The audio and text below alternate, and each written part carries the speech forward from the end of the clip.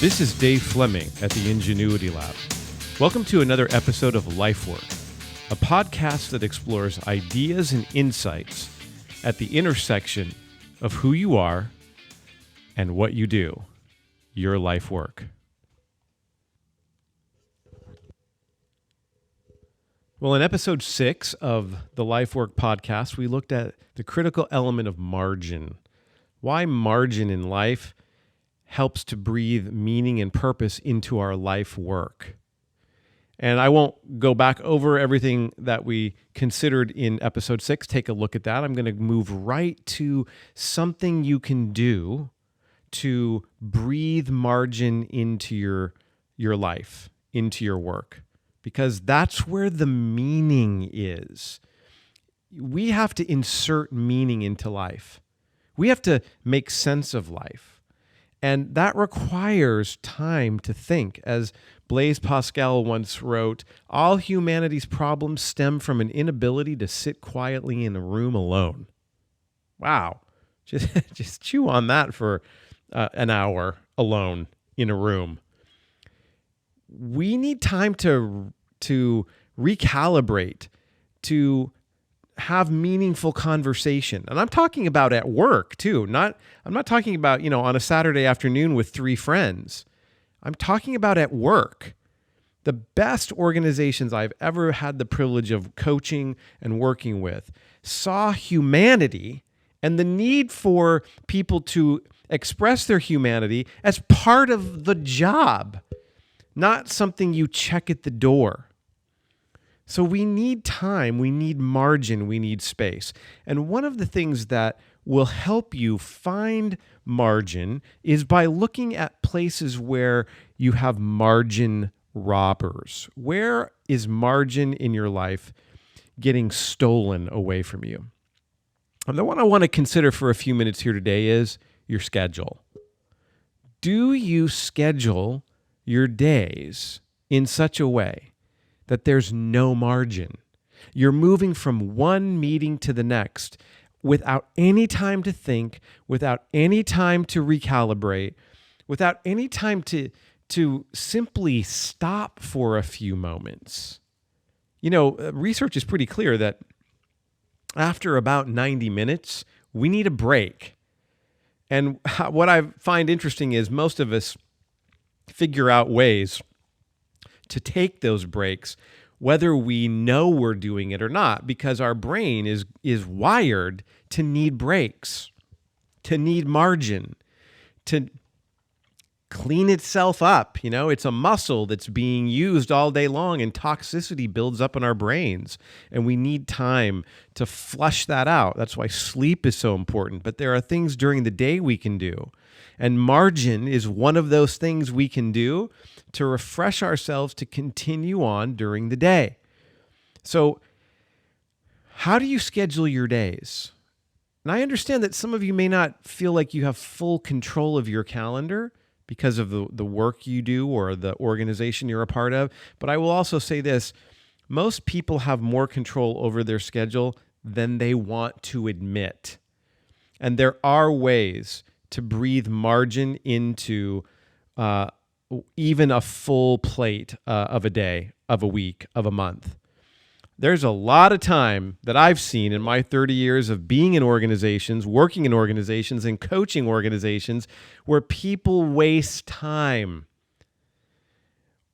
or where people, without even knowing it, breathe margin into their days because they need it. They might not be conscious or deliberate of it, but they just do it out of almost an instinct. What if you could be deliberate about the margin in your day? What if you didn't schedule everything to start right after the last thing was over? What if a few times during the day you just stopped for 10 minutes and did these 3 things? Number 1, breathe some margin into your day and locate yourself. When you have some margin in your day will go better after the margin if, while you're sitting, maybe, hopefully, by yourself alone in a room, you simply locate yourself. And by that, I mean really just to say, I'm Dave. Here I am. I'm in between meetings. I'm working with a client in Southern California. I'm helping them move these things along. The morning so far has been productive. I think I've had a couple times where I kind of emotionally had some triggers, and I really need to pay attention to that. But here I am, and I have important work to do today, and I need to be centered and mindful as I go into this next piece. You're just locating where you are. Where are you? Where are you in the world? That is so critical. Then you remember why you're doing what you're doing. That's number 2. I'm here working with this client, I might say to myself in a 5-minute or 10-minute burst of margin. I'm here today working with this client because their mission matters, and they are having trouble with a couple of elements of their organizational structure or the way that they're teaming together, and they have invited me in to help them, which takes courage. They've invited me in to help them. And I need to be compassionate, but I also need to challenge them because they want to up their game. As I go into this next part of my day, here comes number 3. As I go into this next part of my day, I need to be mindful of my own emotional reactions.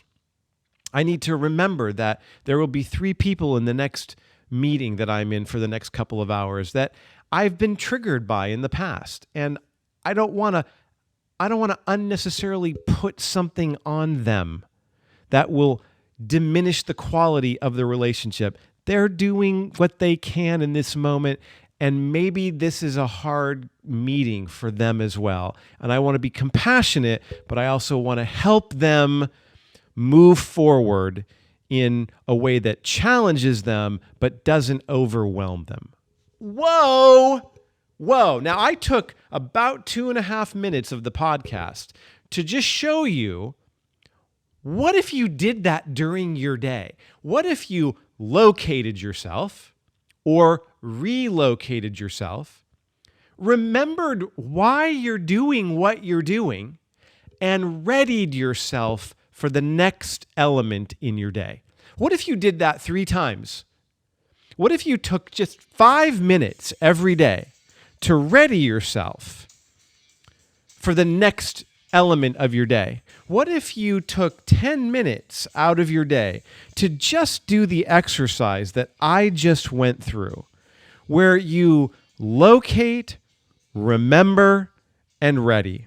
What might happen to your day? What might happen to the next part of your day? How might it be a richer experience? How might you be better in that next moment, rather than simply rushing from one thing to the next, to the next, to the next? What if a few times during your day, you could simply stop and breathe some margin, do some deep breathing? Perhaps you meditate, slow down, but then locate, remember, and ready. Locate yourself. Where am I right now? That is important. Who is around me? Remember the reasons you're doing what you're doing. Reconnect. Pull yourself back together. We get scattered through the day. And then ready yourself for what's next. Breathing margin into your world every day doesn't have to take a lot of time. Try taking 5 to 10 minutes just 3 times a day to locate, remember, and ready. Locate yourself, remember the reasons why you're doing what you're doing, and ready yourself for what's next. We'll continue to talk about margin in the episodes ahead, but for today, consider what sitting in a room alone quietly to locate, remember, and ready. What could that do for you this next week? I challenge you to give it a try to see if taking time would make your time more effective. This is Dave Fleming at the Ingenuity Lab. Thanks for joining me for another episode of Lifework.